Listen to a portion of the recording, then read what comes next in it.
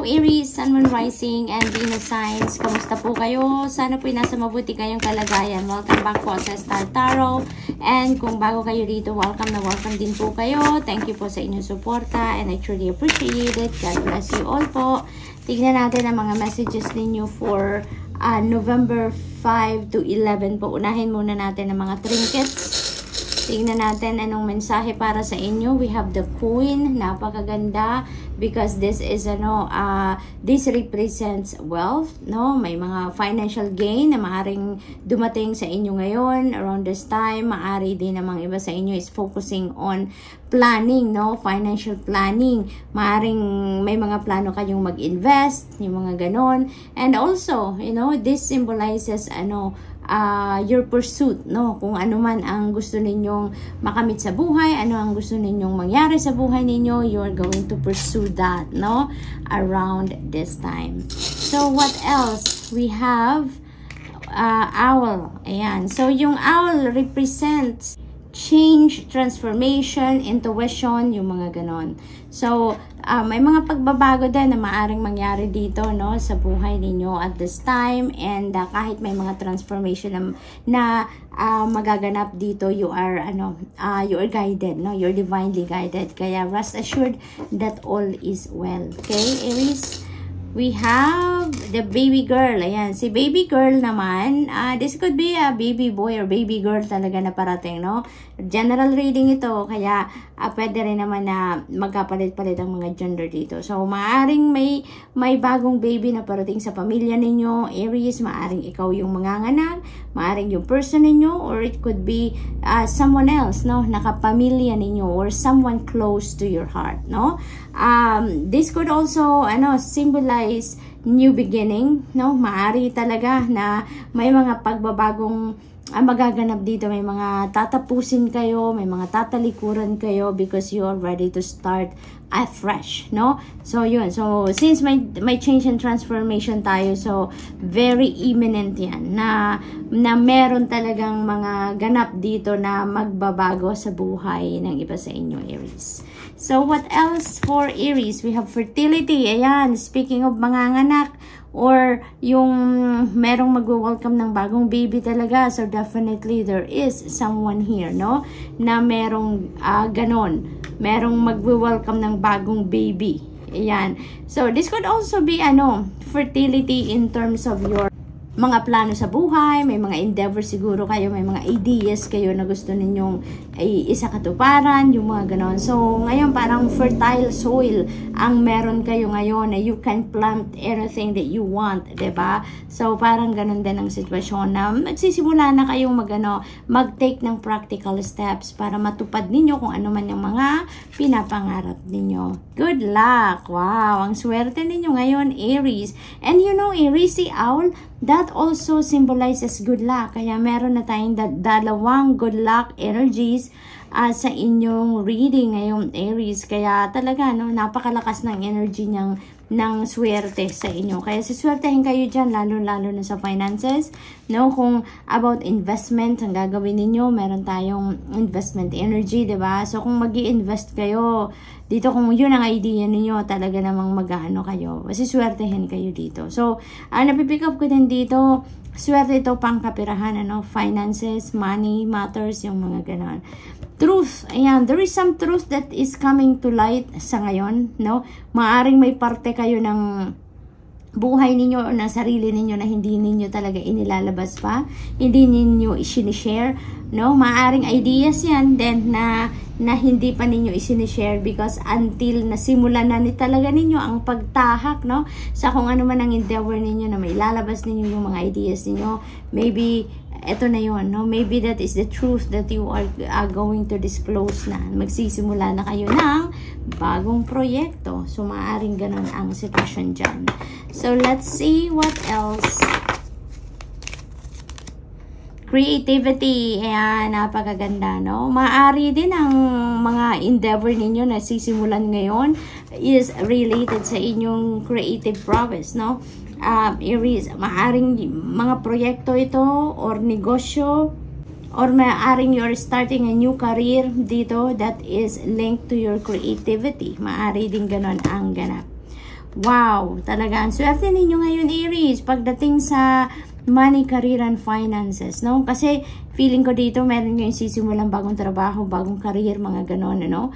And siswertehin din kayo pagdating din sa kaperahan, sa finances ninyo. Look at that. We have number 88 and abundance. So I suggest, no, please look up for the meaning of number 88 for more guidance, Aries, no? At number 8 represents material success, no, financial success, mga ganon, and that is infinity as well. So ibig sabihin doble tayo, ibig sabihin yan double din ang energy ng swerte, ng success sa buhay ninyo sa ngayon around this time, no? So good luck to that, Aries. And abundance, so it feels like to me that this is abundance of money na parating sa inyo. So talagang swerte kayo ngayon pagdating sa money, career, finances, no? Meron tayong good luck, meron tayong abundance, meron tayong investments, financial gain. So malakas ang energy din ninyo dito, na gaganda na ang takbo ng inyong sitwasyon pang kaperahan. We have another double numbers. We have number 99. So I suggest, no, idagdag ninyo yan, Aries, na titignan ninyo, i-google ninyo yan ang ibig sabihin ng number 99 for more guidance. It feels like to me ngayon, dahil ang dami din ninyong resources na parating, ang daming blessings na maaaring dumating sa inyo ngayon, it feels like there are people dito na talagang maaaring umaasa sa inyo, no? And you are going to be very compassionate sa ngayon, no? Yung compassion ninyo is going to be on display around this time, because maaari talaga na even before pa na yumaman kayo, kasi parang yayaman kayo dito, no? Ang daming kaperahan na parating, ang daming swerte pagdating sa money, career, and finances ninyo na parating sa inyo ngayon. Even before that, no, it feels like to me that you are dati ng compassionate person talaga kayo. Kaya may mga umaasa talaga sa inyo, no, sa inyong tulong. And ngayon, no, that will be on display again, yung compassion ninyo. Maybe there are more people, no, that needs your compassion. Maaaring ganon. Yung inyong kabaitan, yung inyong generosity, yung mga ganon. So we have King of Pentacles. This is wealth surrounding you, Aries. So bonggang-bongga ang linggong ito ninyo pagdating sa kaperahan, ano? Kasi this is wealth, so this is definitely financial gain na parating sa inyo. There are opportunities dito linked talaga sa inyong money, finances, no, na maaring dumating sa inyo. And that is not, hindi lang yan putyo-putyong pagkakataon or opportunities, financial opportunities. That could be a lucrative financial opportunities na kakatok sa buhay ninyo ngayon, Aries. Kaya napakaganda pagbubuksan ninyo, no, ng pinto ang mga opportunities na yan nakakatok sa inyo, dahil maaring ito na yon ang magdadala sa inyo ng financial freedom, financial security and stability for the long term. Maaring ito na yon, maaring bonggang-bonggang prosperity and abundance na ang mapapa ang mawi-welcome ninyo sa buhay ninyo. We have abundance, we have good luck, we have money coming in. Napakaswerte ninyo sa ngayon. King of Wands, ayan, there's another king. So maybe ang iba sa inyo dito, siswertehin kayo sa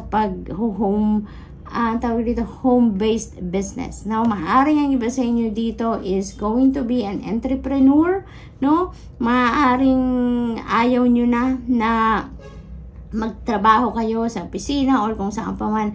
Maaring ayaw nyo na mag-empleyo kayo, maaring nakapag-ipon na talaga kayo, or maybe, you know, si King of Pentacles is bringing you an opportunity dito para magkaroon kayo ng pagkakataon na tayo kayo ng sarili ninyong negosyo. Kaya maybe, no, ito na yon, home-based business, online business ang gagawin ninyo. We have another Pentacle energy, Queen and King. So bonggang-bongga, napaka, oh my God, Aries. ang swerte ninyo sa ngayon, no? Ang good luck and good fortune, lalo na pagdating sa inyong kaperahan, ay nandito sa inyong horizon. So take advantage of these energies, Aries. Nako, meron tayong good luck, meron tayong mga investment, financial gain, abundance, financial success. Nandito na lahat ang swerte pagdating sa kaperahan. Sa reading ninyo, napakaswerte ninyo, no? Napakaganda ng mga cards na lumabas sa inyo sa ngayon. Napakaganda ng mga messages for you. Kaya paghandaan nyo na to, no? Si Queen of Pentacles, maari talaga na kayo ang inaasahan ng pamilya ninyo, no? Aries, of course, it's not going to resonate with everyone, but most likely, most of you, kayo talaga yung nagpo-provide para sa pamilya, parang kayo yung inaasahan ng pamilya ninyo. Pagdating sa suportang pangkaperahan, maaaring kayo, you know, you are taking care of the family, you are taking care of everyone, and at the same time, you are also providing financially. So, talagang bibiyayaan kayo, Aries. Bibiyayaan kayo ng Panginoon, ng swerte, ng lahat na kung ano ang kailangan ninyo so that you can provide for your loved ones. At yan sinasabi dito, no, sa Queen of Pentacles. Sobrang daming opportunities, no, financial opportunities ang maaring dumating sa inyo dito. So talaga naman, no, Aries, ang pera parang uulan, no? Financial opportunities parang it will just come so easy sa iyo around this time. So good luck. That's all I have for you for the week. I hope nakatulong ang mga mensaheng ito in some way. Thank you for watching. Love and light. Namaste.